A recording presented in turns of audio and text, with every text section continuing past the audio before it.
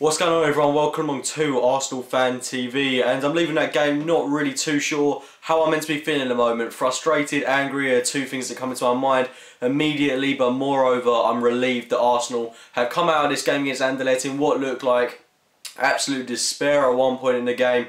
They would come out of it with 3 points, which were much needed for this, but there were so many problems with Arsenal today. It was a replicate performance of the game when we played Borussia Dortmund in the first game of the Champions League, and we looked completely and utterly inept in this game. But thankfully we managed to come out with the 3 points, which was all we really need to do in this one. But it's not a confidence boosted performance.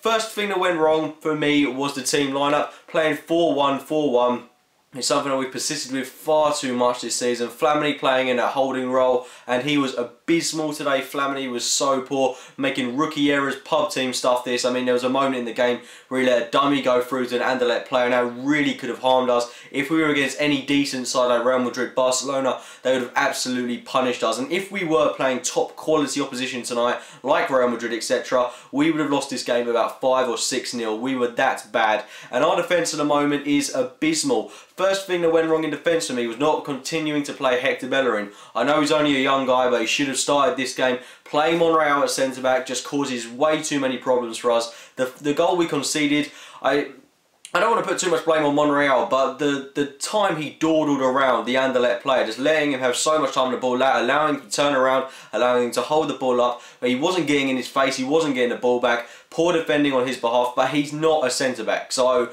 I kind of refuse to put any blame on him there. He shouldn't have to be in that scenario. I'd have maybe put Chambers in there, Bellerin a right-back, like I said earlier, and then we wouldn't really, maybe that goal wouldn't have occurred. But Mertesacker, again, I thought he looked very woeful today, and that's continuing to be a growing concern. I thought he was drawn out far too easily for the goal, and the goal we conceded, moreover, is disappointing in the fact that we didn't learn a thing from that game against Hull, because the goal, it was exactly the same. Ball out to the right, crossed in, bang, in the back of the net. It's so simple, and the fact we're not able to defend it, even with that defence, we should have been able to do something out of it. Very, very poor from Arsenal there. And yeah, I don't know how many times I'm having to say that we haven't got a plan B. The number of times we dawdle around the box, we're passing it, trying to get in the box, and no one's shooting, no one's trying to make anything happen.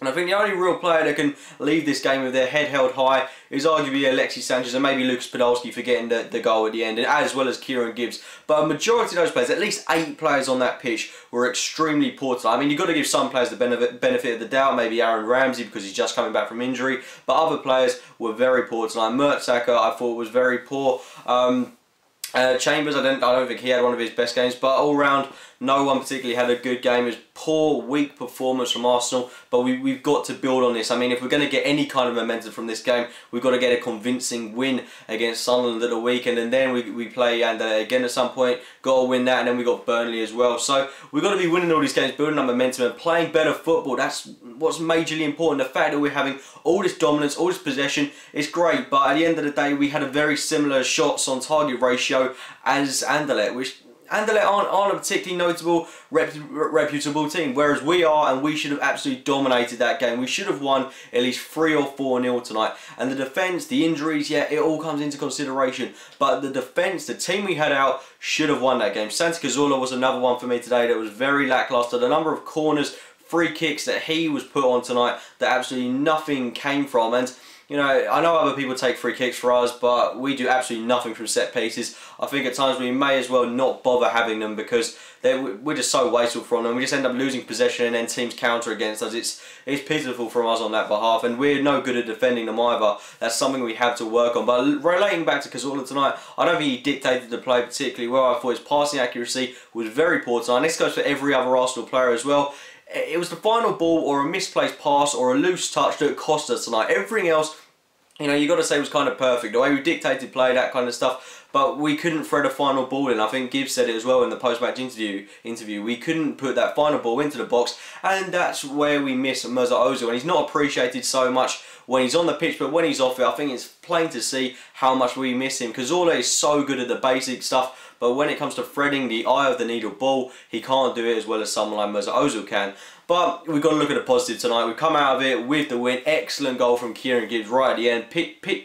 Pitch perfect cross from Callum Chambers to whip the ball in. Lovely first time volley by Kieran Gibbs. Coolly put into the back of the net, and Lucas Podolski of all people getting the winning goal. I'm really happy for him that he scored that, because he's someone that's come under a lot of criticism this season, and hopefully he can solidify a place in the starting 11 at some point. But if that performance from him is anything to go on tonight, he deserves to start that game, because he played so much better than any other player on the pitch. It disappoints me as well that players like Jack Wilshere drop in form as well slightly in this game.